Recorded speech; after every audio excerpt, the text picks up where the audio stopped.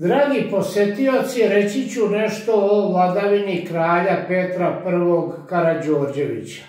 Kao što sam u jednom od prethodnih izlaganja rekao, majskim prevratom 1903. godine zbačena je dinastija Obrenovića sa srpskog prestola i to bračni par kralj Aleksandar i Draga Obrenović. A od 1903. godine zaverenici su na prestol doveli unuka Karađorđa Petrovića, Petra I. Karađorđevića, i on je vladao od 1903. do 1918. godine, mada ako pogledamo striktno, do 1914. je vršio kraljevska zvanična oličenja, dužnosti, a onda je preuzeo dužnost regenta njegov sin Aleksandar. A ako gledamo još dalje, od 1903. do 1921. do svoje smrti 16. augusta 1921. godine. On je živeo u inostranstvu i doputovao je i potpisao je zvanično protokol o dužnosti. On je vladao po ustavu koji je donet, to je ustav iz 1903. godine koji je bio izuzetno demokratski ustav. To je u stvari nešto prerađen ustav iz 1888. godine. Međutim, evropska javnost je htjela da se kazne zaverenici, oni koji su učestvovali u majskom prevratu. Srpska vlada je odugovlačila s tim, a evropska javnost, naročito Velika Britanija, su bile da se uklone zaverenici sa vlasti, sa svojih položaja, i srpska vlada je te 1906. godine odreagovala i ti oficiri su penzionisani, ništa više. Bilo je nestabilnosti u političkom životu, one stare, po znacima navoda, stranke, liberalna i napredna ili naprednjačka, više maltene nisu ni funkcionisale, a sada se pojavila jedna nova, to je srpska samostalna radikalna stranka, ili tačnije samostalna radikalna stranka koju je predvodio Ljubomir Stojanović. To je deo koji je bio nezadovoljan politikom Narodne radikalne stranke koju je predvodio Nikola Pašić. Ipak, u periodu od 1903. do 1914. promenilo se 17 vlada i skoro sve je formirao upravo taj iskusni doajen politike Nikola Pašić. To je izuzetno težak period u istoriji srpskog naroda i Petar I. Karađorđević je krunisan 21. septembra 1904. za kralja i to je prvi dokumentarni film kod nas. Dakle, krunisanje Petra I. Karađorđevića je prvi dokumentarni film kod nas, dokumentarni film iz 1904. godine, a prvi film kod nas je režirao Ilija Stanojević Čiča, Život i delo besmrtnog vožda Karađorđa, film iz 1911. godine.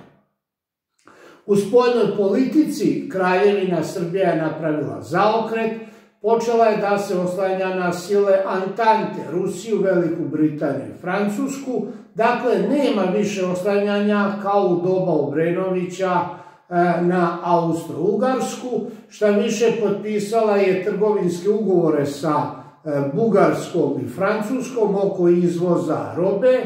Inače, najviše se stanovništvo bavilo poljoprivredom i to zemljoradnjom i stočarstvom, i sada je Austro-Ugarska bila protiv takve politike i ona je uvela ekonomsku blokadu. To je poznati carinski ili, kako se drugačije kaže, još svinjski rat vođen između Austro-Ugarske i Kraljevine Srbije od 1906.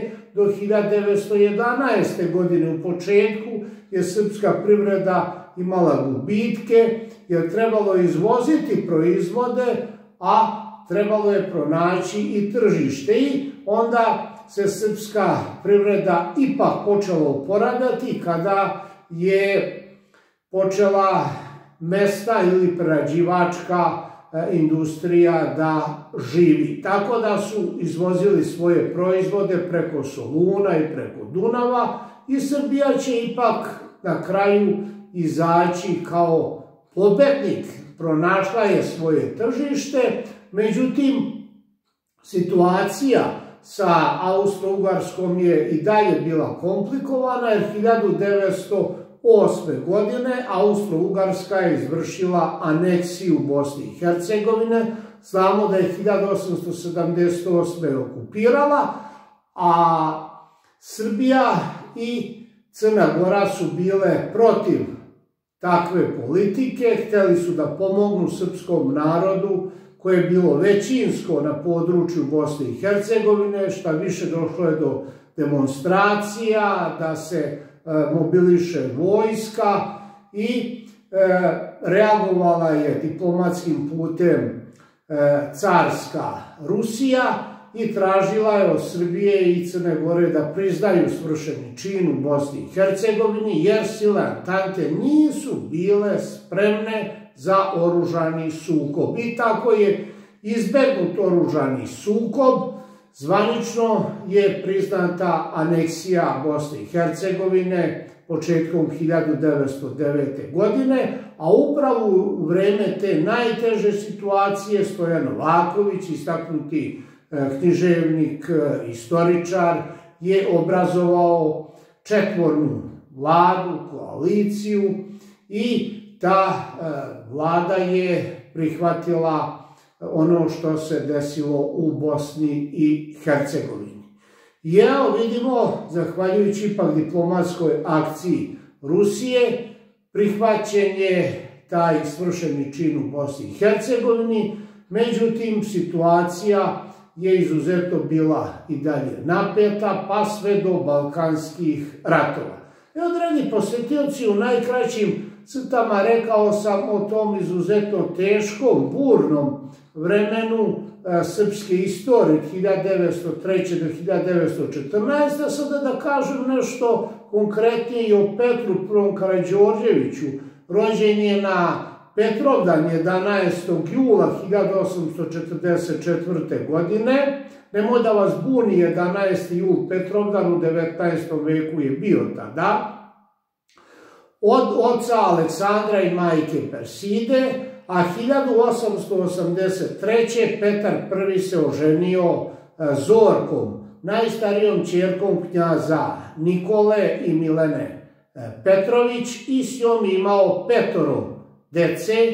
Imao je sinove Đorđa, Aleksandra, Jelenu, Milenu i sin koji je umro na maltene posle porođaja svoje majke je bio Andrija, i tako da se završila